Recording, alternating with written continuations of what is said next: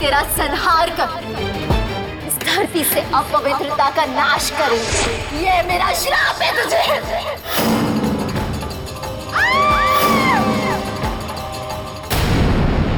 क्या हुआ?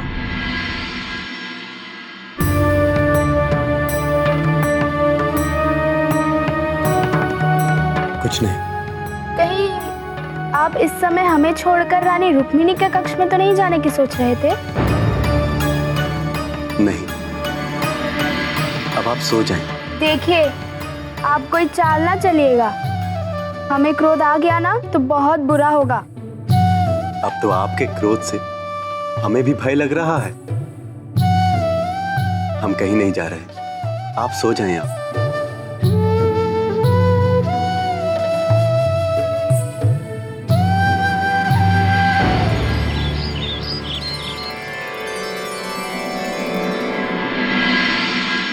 इतना समय हुआ है विवाह को और अपने हाथ से आपको भोजन कराने का सौभाग्य ही नहीं मिला हमें। आज पकड़ में आए हैं आप, कहीं नहीं जाने देंगे।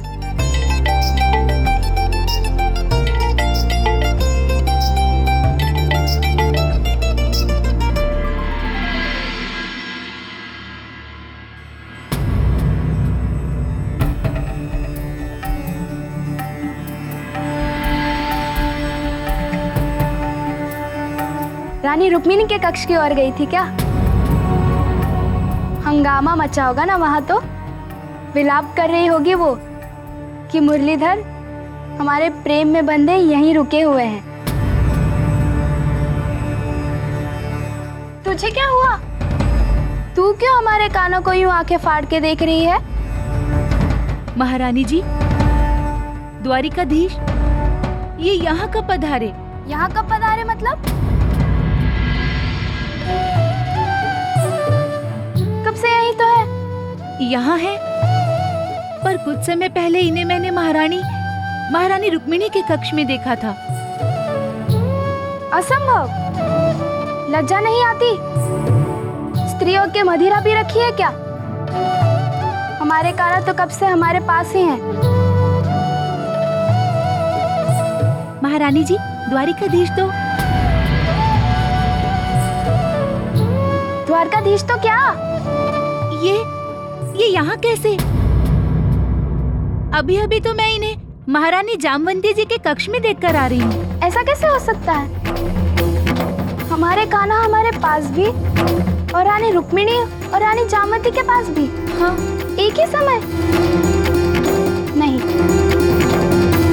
ये संभव नहीं है। हम स्वयं अपने आंखों से देखकर ही मानेंगे।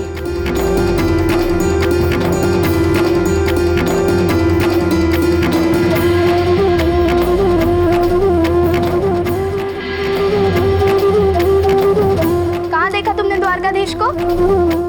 जामवंती जी के कक्ष में नहीं, रुक्मिणी जी के कक्ष में। हाँ हाँ, वहीं देखा मैंने उन्हें। क्षमा करे महारानी रुक्मिणी जी श्री कृष्ण के साथ एकांत में हैं। हटो।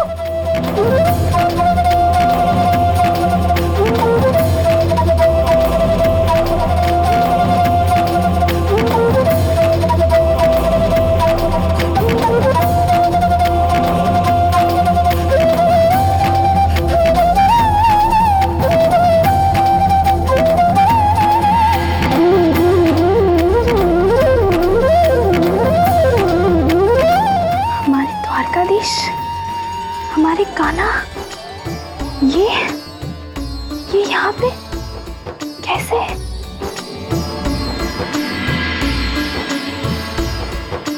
हुई सत्यभामा दुखी, लगे जगत निसार। कोई कैसे बाटे भला अपने पति का प्यार। मन ही मन में सोचती कहीं ना जाए बात। विकल हृदय को कर गया असहनीय आघात, असहनीय आघात।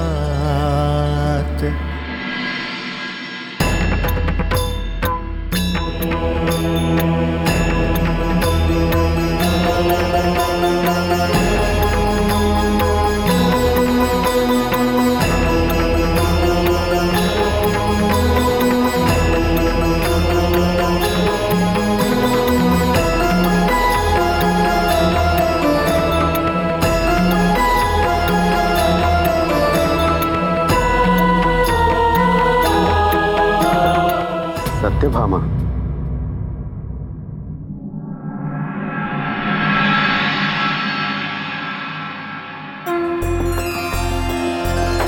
हमारी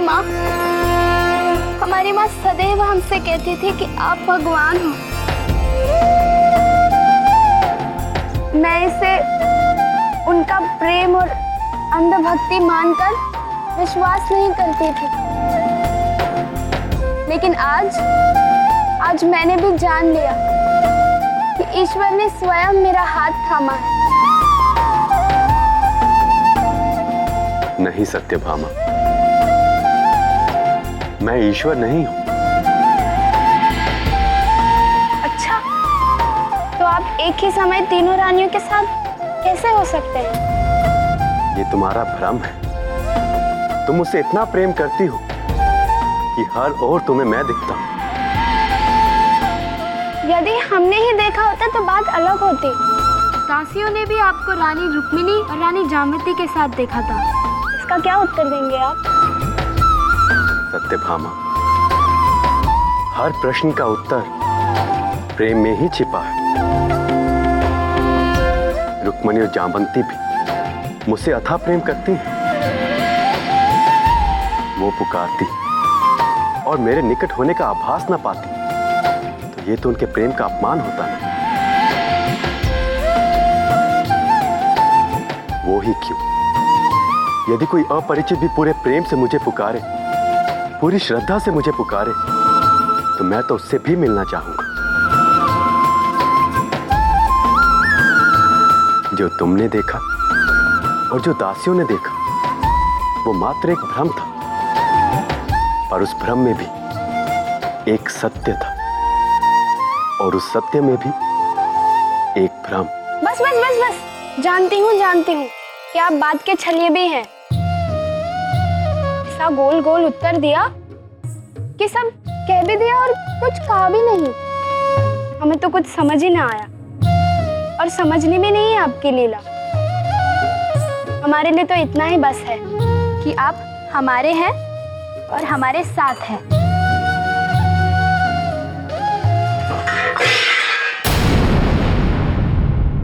अब देख क्या रही हो, उठा।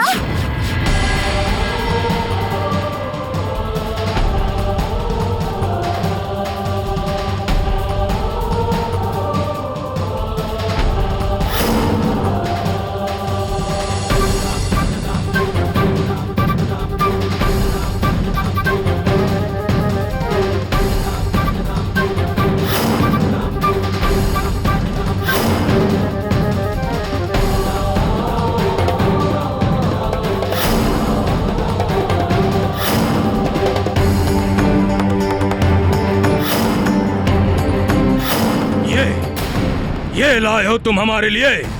धरती से रूप और सुंदरता समाप्त हो गई है क्या? जाओ जाओ और नरकासुर के योग्य जितनी भी कन्याएं हैं सबको उठा कर ले आओ। जाओ।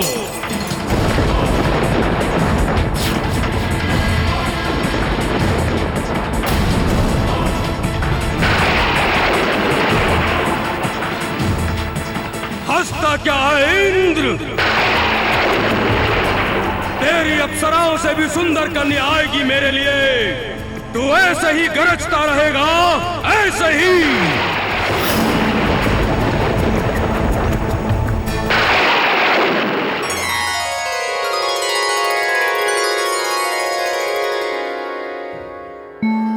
हे देवी, किस चिंता में डूबी हैं आप? प्रभु, आप अंतर्यामी हैं। हमारे मन के भेद भी जानते हैं। तीनों लोकों में भी क्या घट रहा है ये आप सत्य कौन जानता है।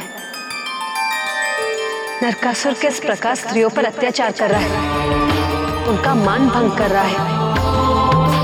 उसे तो ये भी स्मरण नहीं कि स्त्रियां ही माता होती है।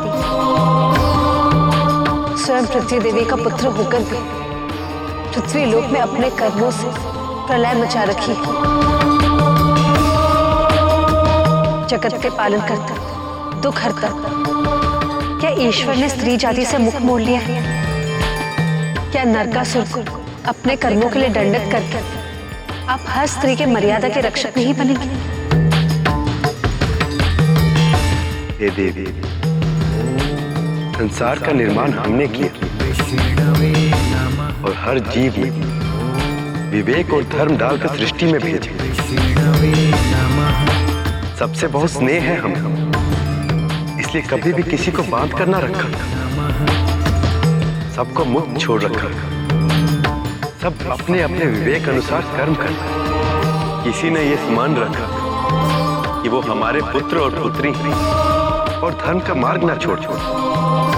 तो कुछ नरकासुर जैसे भी जिन्होंने हमसे नाता तोड़ लिया और अधर्म पर उतर। पाप और पुण्य तो पहले भी थे और आगे भी रहेंगे। सबके अपने अपने कर्म और कर्म ही जनक है पाप और पुण्य के। किंतु जब जब अधर्म की आंधी धर्म के सूर्य को ढकने लगेगी, जब जब सृष्टि में पाप और पुण्य का संतुलन बिगड़ेगा, तब पाप के बोझ को कम करने और धर्म की स्थापना करने के लिए हम किसी न किसी रूप में अवश्य अवतरित होंगे।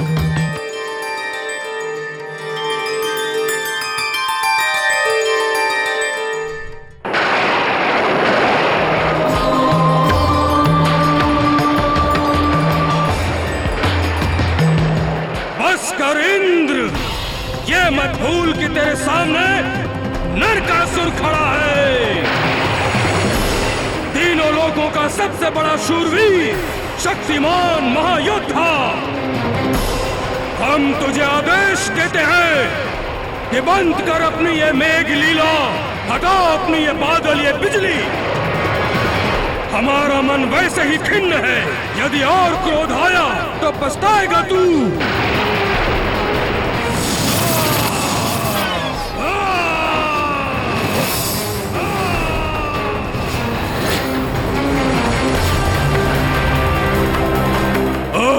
तो हम पर वार किया तुमने, नरकासुर पर पहला वार कर युद्ध छेड़ रहा है। किंतु ध्यान रहे, इस युद्ध का अंतिम वार हमारा होगा, हमारा। अपनी ये बिजलियां कड़का के स्वयं तुमने अपनी मृत्यु को निमंत्रण दिया है। अब सुन, निहार ले जी भरकर अपने स्वर्गलोक को। सब तहस नहस करने आ रहा है नरकासुर।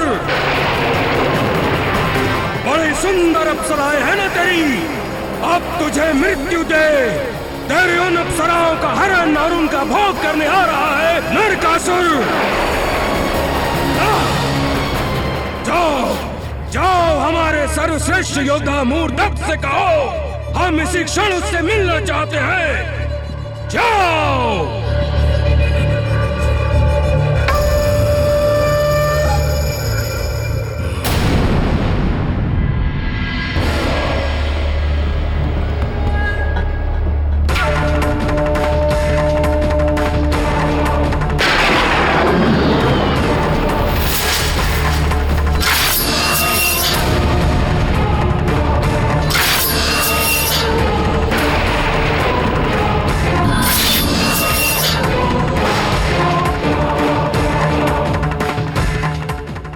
महाराज नरकासुर आपसे शीघ्र भेंट करना चाहते हैं।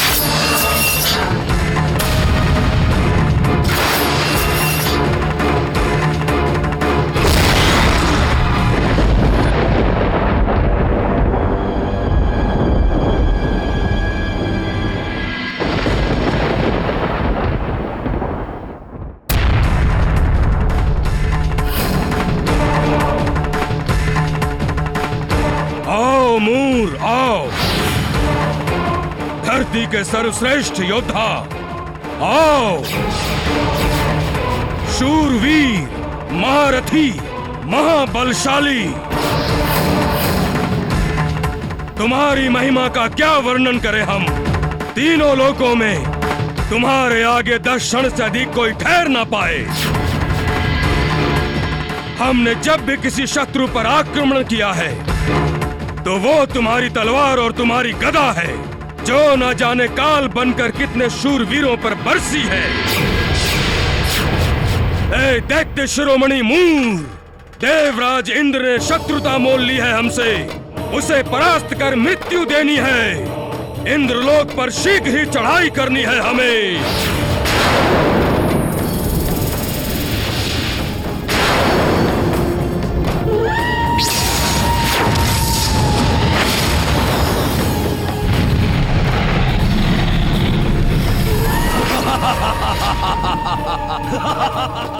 महाराज नरकासुर, आपने आदेश दिया तो समझिए इंद्रलोक के विनाश की कथा लिखने के लिए ब्रह्मा ने कलम उठा ली है। मूर आपकी इच्छा अवश्य पूरी करेगा महाराज, अवश्य पूरी करेगा।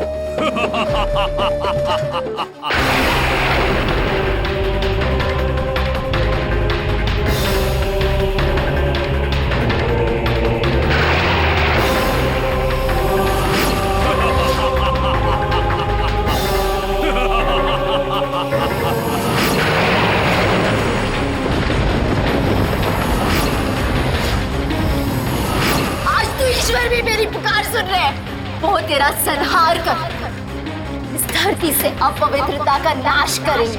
ये मेरा श्राप है तुझे।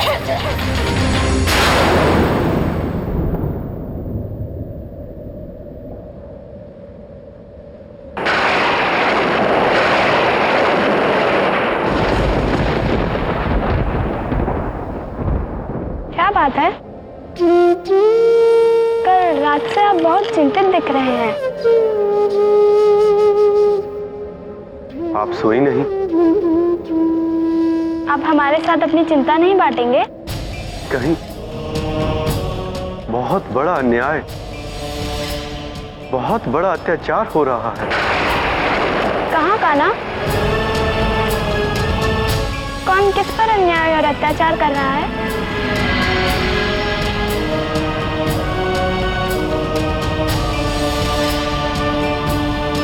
कितनी विचित्र बात है। सृष्टि रचयिता की सबसे सुंदर रचना मनुष्य। ईश्वर ने मनुष्य को बुद्धि देकर पशुओं से ऊपर का स्थान दिया, किंतु कुछ मनुष्य लोभ शक्ति के अहंकार, वासना और अधर्म के दास होकर इतना नीचे गिर जाते हैं कि वो पशु की श्रेणी में आ जाते हैं। ऐसे लोग ये भूल जाते हैं कि अपने कुकर्मों से वो अपने शरीर को तो आनंद दे रहे हैं, पर अपनी आत्मा पर कितना मैल चढ़ा रहे हैं।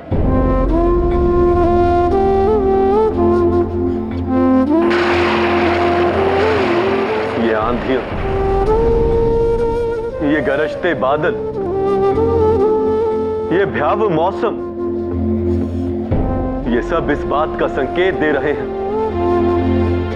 कि कहीं कोई अधर्मी पशु अपने पाप का बोझ बढ़ा रहा है। कहीं कुछ बहुत बुरा होने जा रहा है।